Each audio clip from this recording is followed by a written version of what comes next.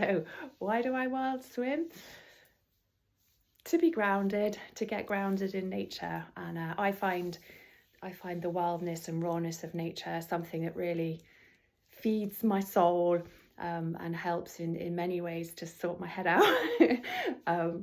But you can be grounded. There's lots of ways of grounding. Fundamentally, I guess, being at home within your body and with at home with where you're at within your body.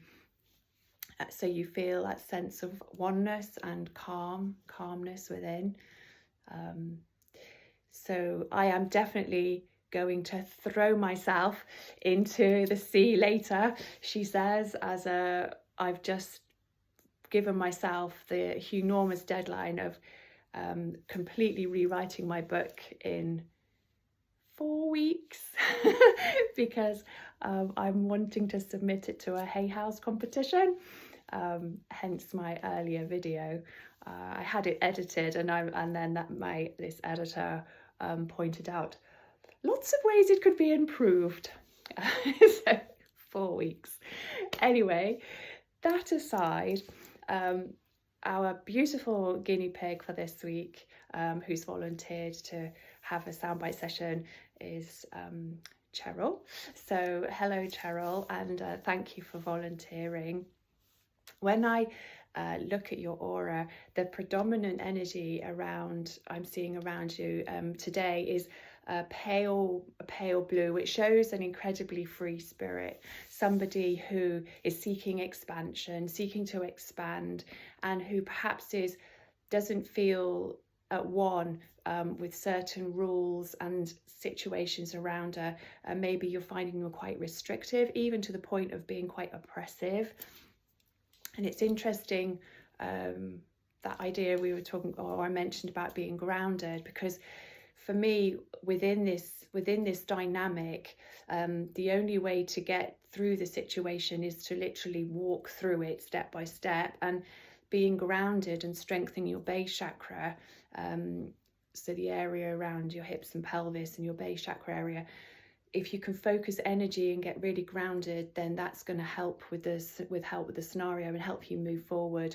So how do you do that? Well, if the aqua blue is showing up, then fundamentally anything that makes you feel free, whether that's wild swimming or walking in nature or something expressive, whether that's music or art or cooking or anything creative and expressive that makes you feel free and in that zone of who you are and expressing who you are.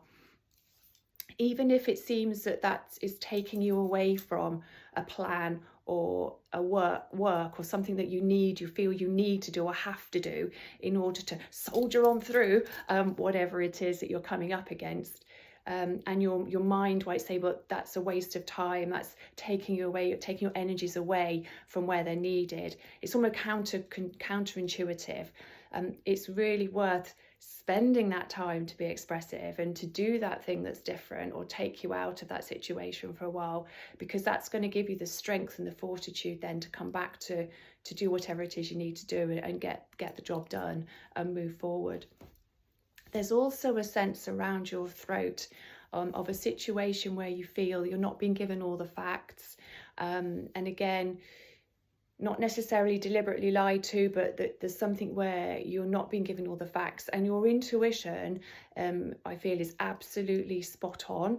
And so the trust perhaps comes in is not so much trusting what you're being told or what you're hearing, but trusting your own intuition with regard to that situation and acting and taking action and saying what you need to say based on what your intuition is telling you rather than what other people are telling you and what you're hearing.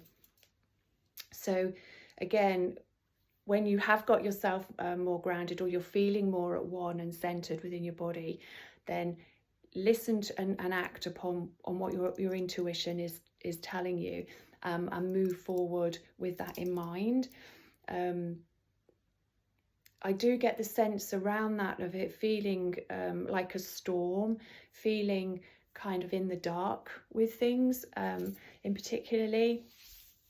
And there's a really good trick trick with that if you feel that you are sort of overwhelmed and in a whirl, it's worth just sitting, literally imagining that whirlwind is around you, like you're in the middle of a hurricane, and then just have the awareness that you're looking at that hurricane. You are not the hurricane, and detach from it. So you're looking at it rather than you are it.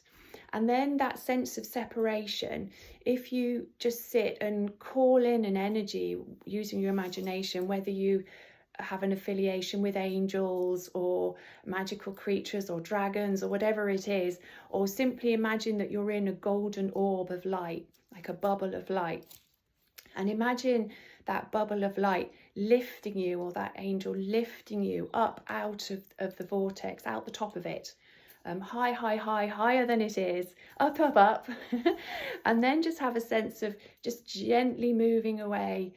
If you're not into energy work and you want to do that, you can always imagine yourself in a hot air balloon or anything that takes you up and out of that vortex, and have a sense of then just being gently floating. And you can, using your mind, you can just float gently forward to a place that's completely different and completely away from that vortex of energy, somewhere that you can picture or you feel is calm and serene, and just imagine yourself coming to a place of stillness in that place. If you do visualize, you can visualize what it looks like, or you can give it a color and imagine you're breathing that color into your body, into your lungs, and it's soaking into your body. But really have a sense of being out of that vortex, in a different place. And you've got there through your own choice of not being in the vortex, even if that's helped with visualizations or angelic beings or whatever way you perceive the universe and the bigger picture to be, not wanting to cross on anyone's territory or stand on anyone's toes.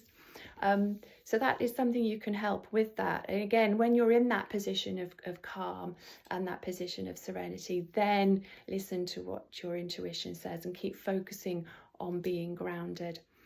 And the other colour, primarily in your aura, is a vibrant orange around your sacral, and traditionally that's associated with orange anyway, but when it's sitting in such a chunk, in quite static, it can show that there's an imbalance there.